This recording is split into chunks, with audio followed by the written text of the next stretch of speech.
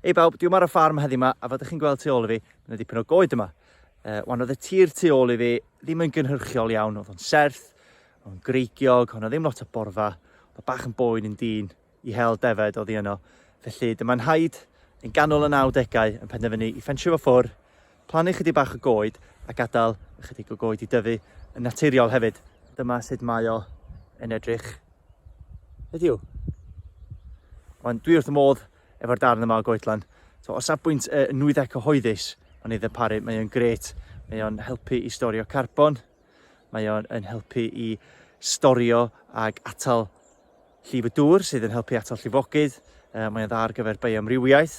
Gennyn ni'r gwybedog brith, y gog a'r gnocell fraith fwyaf er enghraifft yn nythu yno. A dwi'n meddwl sef o yn gret os bysa ffermwyr yn cael ei gwobrwyo am ddarparu y nwyddau cyhoeddus yma.